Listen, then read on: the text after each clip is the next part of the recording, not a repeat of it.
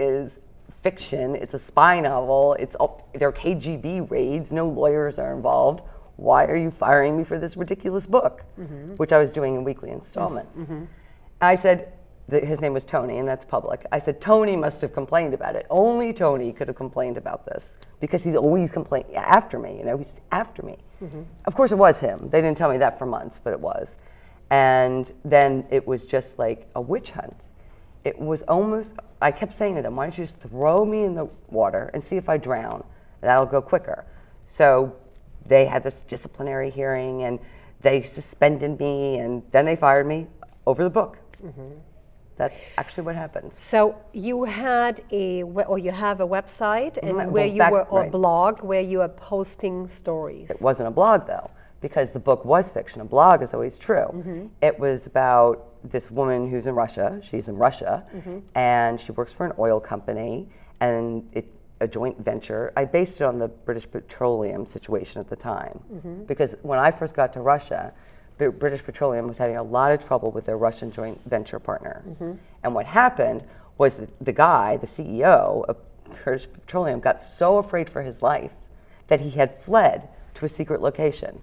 Now, that's a great story, but I just made it up. So I said, what would that be like? And so I had, it ends up that our main character's a spy, and she gets arrested, and there's all this drama and Russian stuff.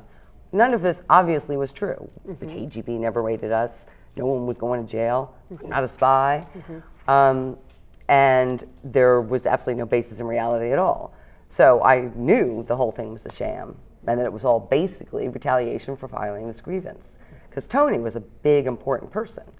And then it just unraveled. They fired me. I got thrown out of the country. They took my visa away. I eventually got back. How does that work? They take your visa away?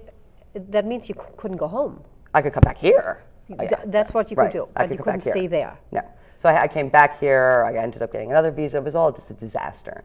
And then I did appeal, but by then they had already decided. What's appeal? Oh, well, you could appeal in the company. Okay. But by then they'd already taken away my visa, so I didn't think that the appeals were going to succeed, and they didn't. So then I'm a lawyer, and I'm my father's daughter, and I just sued them. I sued them. And I sued them in England, because they have a tribunal in England. And can you explain what that means to us? Well, it's not like here. You can't go to court there if you have a problem like this. They have like a tribunal of 3 people, one judge, and then 2 lay people. And it's supposed to go quickly. The idea of a tribunal, let's get these things moving. It didn't happen because the tribunal decided that England didn't have jurisdiction because it happened in Russia and because I'm American. Okay. So I remembered from law school that as an American, you have the right to use American courts. And it's a complicated jurisdictional thing. But this time, and this has gone on for 4 years, I was representing myself. I couldn't get a lawyer to help me at all. So I wrote the brief myself, and I'm not a litigator, but I had to learn all the stuff from law, I had to remember from law school, and I researched it, and I filed the lawsuit here myself, and then they challenged jurisdiction here. But I won. And they did not appeal because I'm right. As an American, I have the right to use the courts here. And I was always a New York resident, so the New York courts. So that's why it's here in New York now. Okay. Now this case is now coming up when? Well, we're finishing up the discovery process in the next few months. I have a deposition in a couple weeks. And depending on how fast New York goes, probably before the end of the year. I would think before the end of the year. Because the other thing, New York is these judges are the smartest judges, and they don't like to see these things languish. Think about it. I've been at this for 4 years, and on the BP oil spill, they're already going to court. Boy. Think about that. So for 4 years, I haven't been able to work. I've been scrabbling for money, and my entire life, and don't make me cry, I'll never get it back. My life as I knew it is over. No one's ever going to hire me after all this.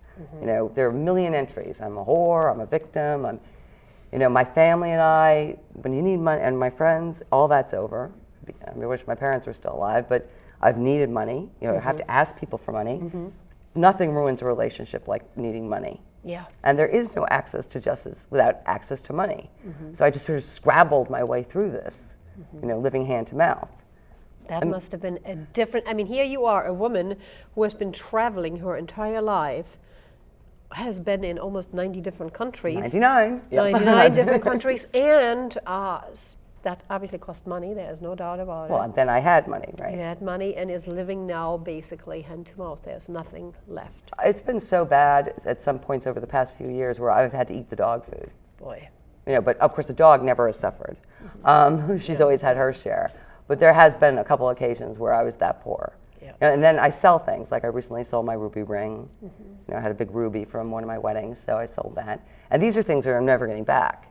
Yeah. So, you know, and I just keep doing it because I have to live. Your story was on the cover of a pretty big newspaper in London. Right. And what was it like? I mean, that must have been, here you are on the cover of The Telegraph. the Telegraph. I mean, it can be more. Did it help you? Well, that Did it help wasn't so the bad kids? because that piece was just about how I had won in New York. And that was something because I was representing myself. I was eating dog food and I managed to win against them. Allen & Overy, who are a huge international law firm. Proskauer is representing them. It's a huge New York firm. And I'm just this one little person. So that article was a good one because it said she won against these people. So that, you know, maybe changes the scales a little in England where people might see it as a David and Goliath thing because nobody thought I would, even though I knew I would. You know, and to do that by yourself when they have millions of dollars that they spent trying to fight me, to do it by myself, you know, on pennies was kind of amazing. So that's an article that doesn't particularly bother me. Yeah. You know. The article on the Telegraph, the photo there, you look amazing. It's I a hope that means smashing- I look okay now. It's a smashing photo. When she came in here and you're wearing the same coat, I thought, wow, what a beautiful woman going to such an ordeal. I am so, so sorry. Thanks. And all of us, our hearts definitely go out to you, especially the women hearts. This is a tough one, you know, this is something what could have happened to many of us. That's a shocking thing. I mean, I just wouldn't have thought in this day and age Yep. anything like this happens. Yep. But basically, I got fired for not sleeping with my boss. Yeah. You know what? We are going to take a break and we will be back after these messages.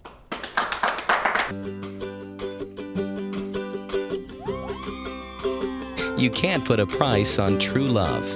But in the end, every little girl has a dream. And though over time the details may change, one thing still remains the same.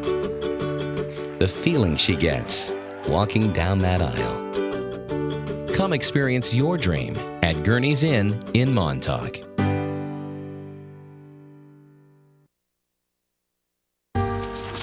Is your body holding you back? Where do you think you're going? I want to go running. Not with that knee, you're not. Your bones and joints can say no at any age. Let's not pick her up. What do you say? Yet a lot of people in pain fight back Use your head. Save your back. My bride, my and rules. regain their lives. You gotta be kidding me. Fight for your mobility. Visit anationinmotion.org. A message from the American Academy of Orthopedic Surgeons. I'll take it from here. Thanks for staying with me and Deirdre Clark. Deirdre Clark, an internationally recognized and celebrated attorney until she was sexually harassed. Didn't sleep with her, refused to sleep with her former boss, and. Deirdre, we just heard the whole story about the lawsuit, how it all came about, etc., etc. What is your take? You obviously came home. Yes. Home to America. Right. Where the American dream began for your parents and where you continued. Exactly. Because your dad told you you should be a social worker and you said, I'm going to be a lawyer. Well, she became an international lawyer who is now fighting for what is right. Right. What do you believe is going to happen now? Well, I think I'll win. I've never been worried about that because I do think the truth will out, particularly here in New York.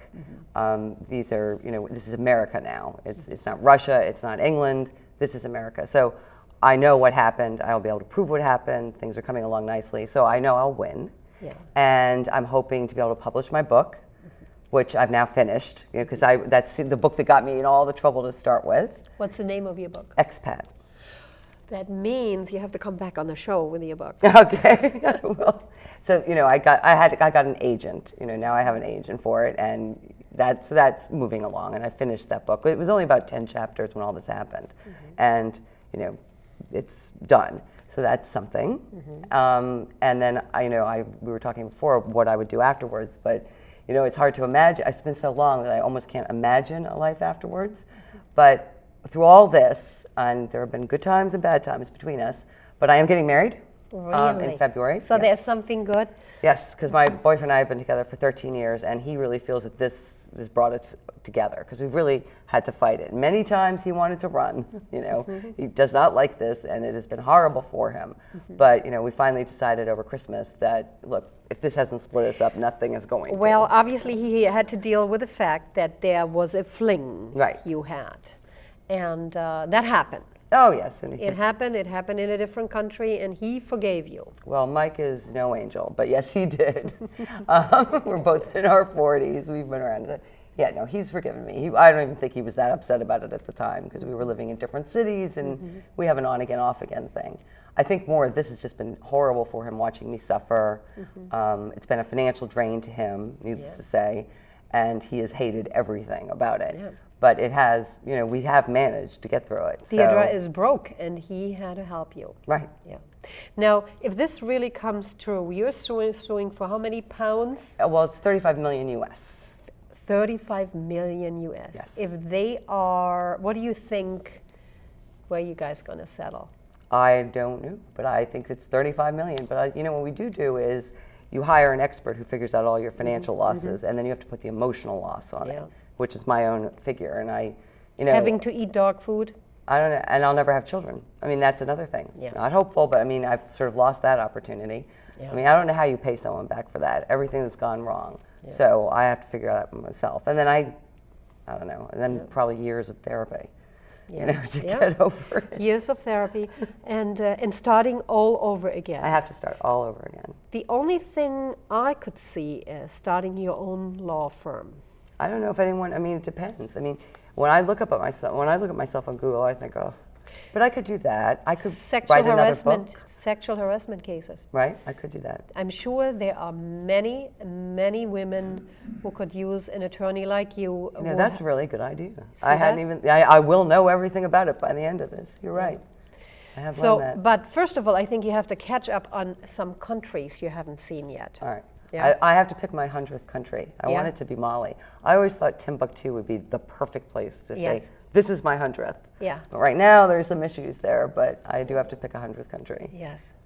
So, and then getting married. Are you getting married before this lawsuit is settled, or? I'm hoping that this whole thing is behind us. We fixed the date for next year, February, so about a year from now. Yeah. And I'm hoping this whole thing is behind me by then. And I just would prefer it to be behind us both. And of course, I've got the dog. So, it's not all despair. Deirdre, it's a sad story. It's a sad story that definitely has woken up many, many sleeping dogs and suffering women. But there is sexual harassment also the other way around, where men are sexually harassed by their female bosses. That happens as well, unfortunately. However, you decided, I am not going to take that any longer. And you spoke up, and we thank you for that. Thanks, Ingrid. On behalf of all the women and men who are in similar situations, and thank you for being on the American Dream Show today. Thank you for watching. I found a new life in America.